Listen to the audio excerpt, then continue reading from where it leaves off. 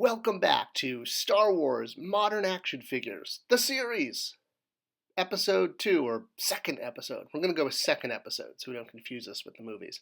This is me, Scott Toy Guru Neitlich, and I am a huge Star Wars fan, and lucky enough to be a toy maker myself.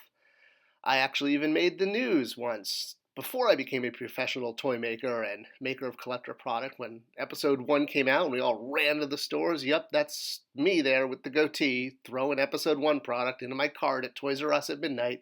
Somehow I wound up on the front page of the paper because I'm a crazy fan. And I keep my collection in a crazy way. I keep them all in bins, carefully labeled with every figure, every accessory, and over the years I've had many bins. And because of this, one of the things I've been able to do is I specifically track the release order of the figures. And I even do this with a little notebook. Here's my little notebook that I've been doing this in for 25 years because, toys are fun and collecting them is, an obsession. So this video series is going to go in the exact order of release, which means if a wave got split up, in the case of the wave we're about to go into, I'm only going to do the first half because between this wave there was actually another release.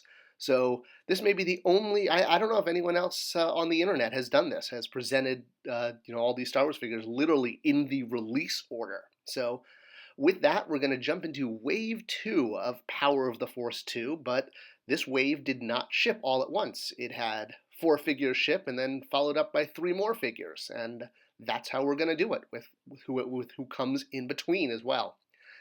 And interesting about this second wave of Power of the Force 2 is that, well, it's a little weird in the sense that some of the design choices that were made by Kenner/Hasbro at the time, it was Hasbro, they were just using the Kenner name because they owned Kenner, and Kenner had brand equity. Well, we'll get into that. So let's go figure by figure as we always do, because we're going to do every figure that was released in the modern line by the time this series is over. We're still at the very beginning. And that means we get to talk about our very first Boba Fett figure. Boba Fett. Where? Oh, there he is. So, yep, on his orange card, here was his debut in the modern line. Of course, Fett would go on to have countless other versions of him made, and some were better, some were worse, some were amazing. But this one was the first, and that's why we're talking about it. Now, this Boba Fett was notorious for having one of the, most notorious variants. Those half moons on his gloves, with the brown line down the middle, this was the first release, and a running change was quickly made to change this into the more screen-accurate full circles on his wrist. But that meant that the half-circle version became immediately one of the most valuable aftermarket figures for, 6 months. Well, maybe longer than that, but now I think you can pick it up pretty cheap. I was fortunate to have found the Half Moon one because I got these on their first week of release. I was so excited. I didn't realize I even had a variant till later on. Now, Boba Fett has had many looks over the years, especially in the beginning when he was being, concepted and designed. They went through quite a lot of color palettes. Does he have a cape? Does he have a little poncho? And the version that Kenner did was what's known as Pro 2, which is in the bottom left-hand corner there. So this version that we had as kids was actually not even based on Boba Fett in any of the movies.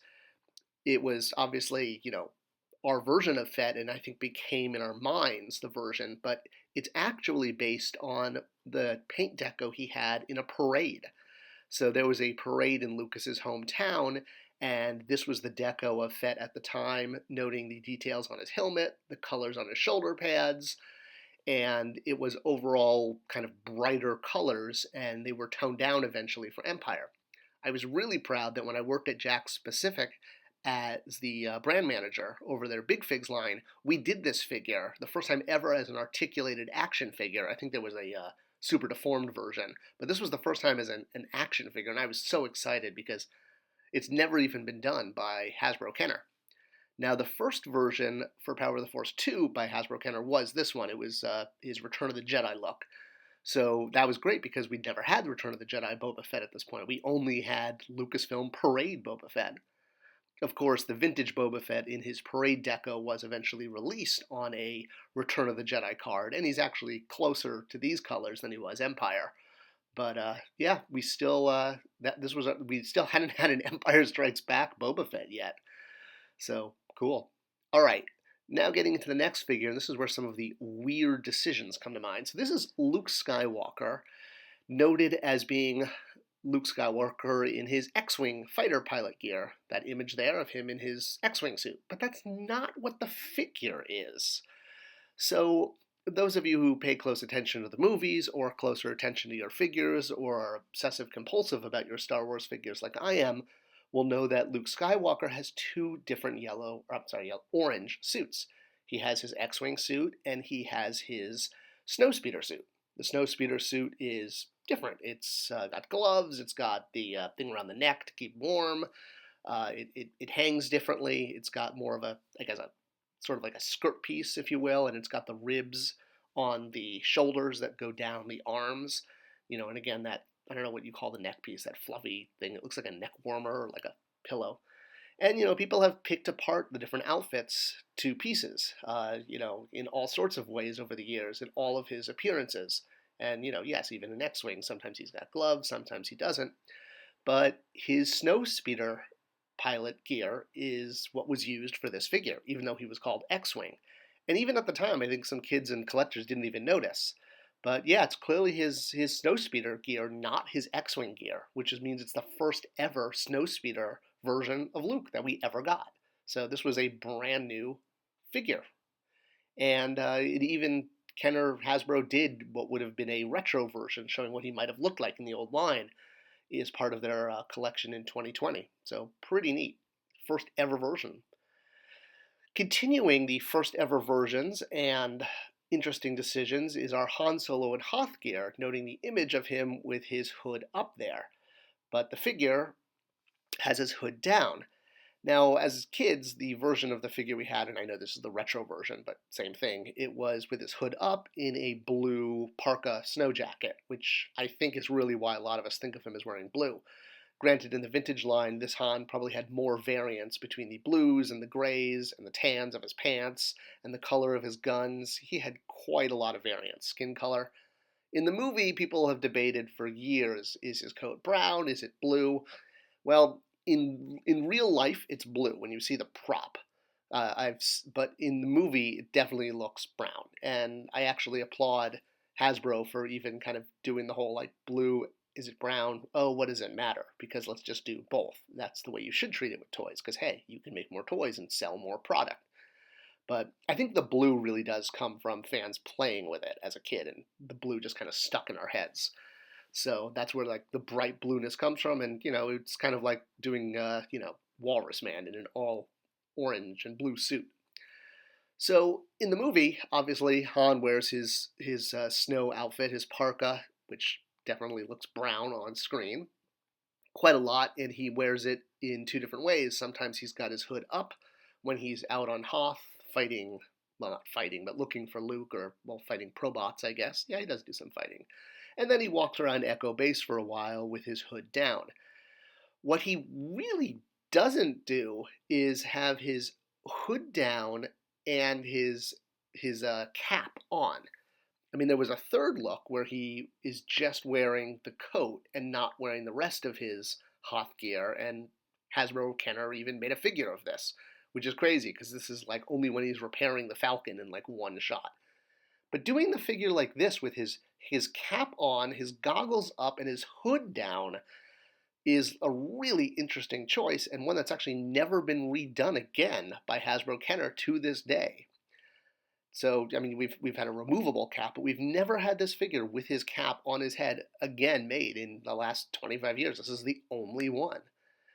You'll also notice he had a running change. His hand had to be resculpted because it wouldn't hold his gun. So the later releases here had more of what's called a C grip, because it looks like the letter C is for cookie. So that way he could hold his hand. The first release, the accessories kind of fell right out of his hand, which was definitely a little annoying. That's the one I have, because again, I found my figures on the first day of release, which is also how I got that cool Boba Fett. So I guess it was a trade-off. I got the Han with the bad hands, but I got the Boba Fett with the good hands, and, you know, but this is Han, not Han, because I'm not Lando. And, there have been many, many releases of Han Solo and Hoth since then. This one had the helmet as a removable piece, but the goggles are down. So, yeah, we still have not gotten that the Power of the Force 2 one is the only one. All right, going with something that's more traditional and actually, screen accurate or what you would expect based on the picture, it actually matches his picture, is Lando Calrissian in his Cloud City Empire Strikes Back outfit. So this one, yes, it's the first figure in the wave to actually match his photo. Well, I guess Boba Fett matched his photo. So no, he in a lot of ways Lando was looked at as kind of the token black character that got added to a series after its success. And many people just saw Billy D. Williams as the guy who liked to push alcohol because it worked every time. What is he actually saying? Like what? Like meaning like he gets women drunk? Meaning he gets drunk? I don't know. It sounds a little Me Too there. I don't want to. I'm going to stay away from there. But Billy D. Williams is definitely cool. I mean, he was like the epitome of cool in the late 70s, early 80s. And the figure actually does a really good job with the portrait sculpt for the time. Obviously, we would get better sculpts later on. And speaking of sculpts, that body, look at those abs, look at those pecs. This is one buffed out Lando Calrissian. He's definitely pumping iron at the dark side gym. And I talked about this in the last episode, how this is really tied into the way figures were made and promoted at the time in the late 90s, mid 90s, late 80s, mid 90s. It was all about being buff. I mean, they even had, figures for Stallone's arm wrestling movie. So, yeah. And these were figures for the next generation of Star Wars fans. It was meant to get kids, and kids were into buff toys. It wasn't until later on, when they realized the collector market was a significant part of sales, that figures got re-sculpted, but that takes 2 to 3 years. So, there you go.